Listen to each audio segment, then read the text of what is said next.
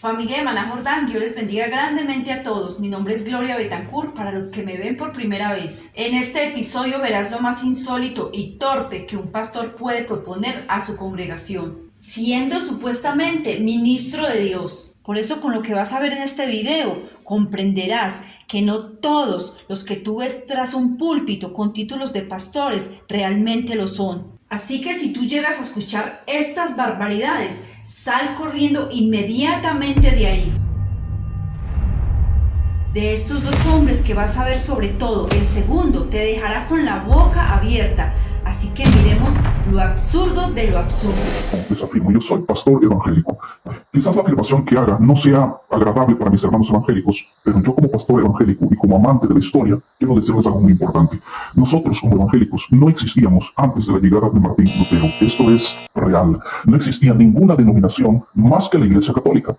No existía el mormonismo, los testigos de Jehová, los adventistas no existían los bautistas, los luteranos, peor, el pentecostalismo, ya que eso surgió en el siglo XIX. Las denominaciones que estoy mencionando, la mayoría de ellos surgieron en el siglo XVIII y siglo XIX. La primera iglesia que se separa del cristianismo, del judaísmo, esta es la que se le conoce hoy como la Iglesia Católica. O sea, prácticamente la Iglesia Católica viene a ser la iglesia más antigua, surgida a partir desde la separación del judaísmo con el cristianismo. La Iglesia Católica es la iglesia más antigua, es la iglesia que representa el cristianismo, de alguna manera hay que decirlo así, en el mundo político, en las naciones. Ella representa, tiene, si hablamos de los documentos, por así decirlo, del cristianismo, ella las maneja, ella tiene el poder y el control. Escuchar esto para muchos es confuso y creíble, lastimosamente, pues hay mucha gente que cree cualquier locura que digan los hombres. Pero antes de darles una correcta respuesta a la luz de la palabra, miremos lo que dijo y prácticamente propuso a su iglesia este ex pastor pentecostal. Yo era un pastor pentecostal, pero como siempre estudio contextos de la Biblia, hasta que un día empecé a estudiar Mateo 16, 18 a solas en mi casa. Me encuentro con la curiosidad de que realmente que aquí en ese texto Jesucristo se refería a Pedro como la roca. De ese pasaje muy polémico, lo primero es que empecé a ver, y eso para mí fue muy difícil de asimilar, pero como yo quería conocer realmente lo que dice la Biblia, tuve que aceptar que realmente ahí, en ese texto, Jesucristo se refería a Pedro. Yo me hacía preguntas porque yo sabía que si converso con un pastor, el pastor me iba a decir que el diablo te está hablando, y si yo hablaba con un padre me va a decir Dios te está hablando. Así que no querías tener la influencia de nadie, más que todo yo con Dios y con la Biblia en la mano. Fue días y semanas, años, por ejemplo, de la idolatría. Me decía, pero aquí son idólatras, pero ¿cómo usted va a creer eso? Yo decía eso, pero hay otra voz que me hablaba, me dice, Rolando, vuelva a leer, porque a ti te gusta profundizar el contexto. Entonces yo me iba de nuevo, Éxodo 20 en su contexto. Entonces eso me fue abriendo pasos que yo realmente derramé mis lágrimas, noche y día, que no podía creer esto. Poco a poco empecé a analizar los textos de la Biblia. Por ejemplo, 1 Timoteo 2:5, porque hay un solo Dios y un solo mediador entre Dios y los hombres.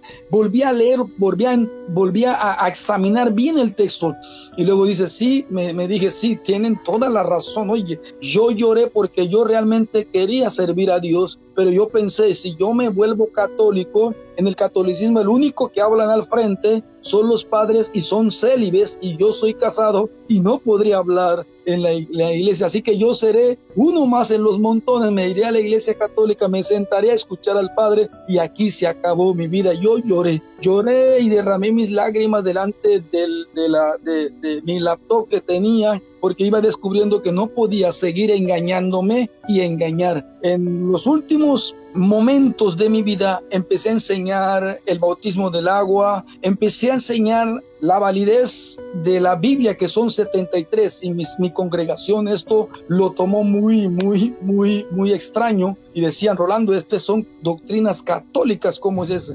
Pero yo le dije, si son doctrinas católicas, son verdades, porque eso es coherente, lo que ustedes han escuchado es coherente.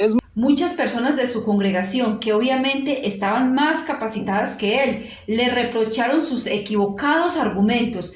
Y eso no es todo. Miremos lo que sigue contando. como el agua. Así que en ese último momento que yo empecé a vivir a partir de Mateo 16, 18, que yo pensaba, imagínense mi hermano Plasencia, que yo pensaba que yo iba a ser el único pastor que se iba a convertir al catolicismo. Imagínate dónde yo pensaba, porque yo pensé que me estaba volviendo loco. Yo decía, y yo pensé que yo iba a ser el único pastor que me iba a convertir, y lloraba hasta que, como ustedes saben, la tecnología a nuestro favor, por curiosidad yo pensé, voy a examinar el YouTube, voy a ver para ver, y puse ex pastores convertidos al catolicismo. Hasta me dio la sorpresa de que yo no iba a ser ni el último ni el primero, sino que había ya muchas personas y hermanos pastores se habían convertido al catolicismo. Y me llamó la atención fue Fernando Casanova. Me llamó la atención Fernando porque él, me identifiqué con él en la razón de que él también pensaba que se le había acabado el ministerio, que hasta ahí había llegado. Pero cuando yo voy, antes de decir eso, conversé con un primo mío que es sacerdote, y él me dio un consejo muy sabio. Me dijo: Rolando, acuérdate que la iglesia es vulnerable. Y yo entendí en pocas palabras que la verdad no está en el campo de la moral, la verdad está en el campo del conocimiento. Los pecados están en todas partes, los pecados tanto acá y allá existen. Los malos católicos, los malos evangélicos existen aquí, hay católicos buenos, hay católicos malos. Así que de eso no me preocupaba, porque yo dije, yo estoy seguro de dónde voy a entrar, estoy seguro que hay sacerdotes que tienen ciertas dificultades. También me fue muy difícil porque donde yo vivo la gente me conoce. Yo tengo ahí donde yo estoy 3 casas después hay una iglesia evangélica donde yo fundé esa iglesia. Así que y hay otra iglesia evangélica pentecostal donde yo me congregué por un tiempo, también hay una iglesia bautista. Así que la comunidad sabe que soy pastor, sabe que cómo hablo, pero ahora hay una lucha interna en mí de llegar ahora a la iglesia católica, donde me congrego ahorita. Es una iglesia muy humilde, de católicos, de pura indígenas. Entonces era una lucha de cada domingo, ¿voy o no voy? Qué pena, qué vergüenza, qué dirán. Y después de escuchar esas absurdas declaraciones de estos impostores, hay 2 conclusiones para este relajo. La primera es que estos desafortunados hombres jamás fueron pastores, tan solo fueron católicos devotos que no hayan cómo desprestigiar el evangelio. Y la segunda conclusión es que si fueron pastores, entonces fueron pastores neófitos, niños espirituales que jugaron a ser grandes y les quedó grande el ministerio, pues su carne se los impedía y prefirieron sacar débiles argumentos para regresar a la iglesia que lo permite todo en cuanto a la satisfacción de la carne. Y es que esto se está volviendo demasiado común, pues según esta noticia de última hora, oleada de pastores evangélicos regresaron a la iglesia católica. Los malos católicos se hacen protestantes y los buenos protestantes sorprendidos por la verdad. La noticia corrió velozmente, ahora ya millones lo saben y muchos millones lo sabrán. Se trata de algo que no se esperaban los católicos y mucho menos los evangélicos. Era algo casi imposible de pensar en nuestro tiempo de ecumenismo. Y mucho menos que sucediera en Estados Unidos, considerado como la cuna del protestantismo evangélico. Así, hermanos amados, que es innegable que Satanás está contagiando de esta mentira a muchos cristianos modernos y poco preparados, que prefieren después de estar en la luz irse para la oscuridad, y tristemente esto es lo que persiguen muchos hombres que no son capaces de entrar por la puerta angosta, sino más bien que usan argumentos falsos como los que expuso el primero, que la Iglesia Católica fue la primera iglesia. Y esto lo desmiente totalmente la palabra en Hechos capítulo 11, versículo 26. Y cuando lo encontraron, lo trajo a Antioquía y se reunieron con la iglesia. Ojo, hermanos míos, con la iglesia.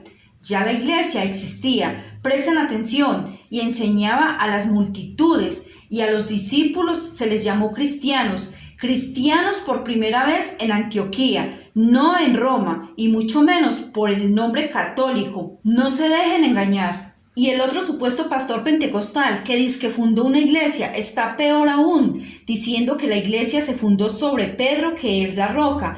Allá ellos, los amigos católicos. La iglesia de nosotros está cimentada en Jesucristo y se llama la iglesia cristiana, y esto lo encuentras en 1 de Pedro capítulo 2 versículo 6, dicho por el mismo Pedro. Así que hermanos, no se preocupen, escrito está, el cristiano que se va nunca fue de nosotros. 1 de Juan capítulo 2 versículo 19. Mis amados hermanos, recuerden, no se les olvide que todo hay que corroborarlo con la palabra. Mis amados hermanos, hasta aquí el video del día de hoy. Por favor, no olviden dejar sus comentarios. Recuerden que para Maná Jordán es demasiado importante que todos crezcamos juntos y más en estos últimos tiempos. Nos vemos en un próximo video. Chao, chao. Dios los bendiga a todos.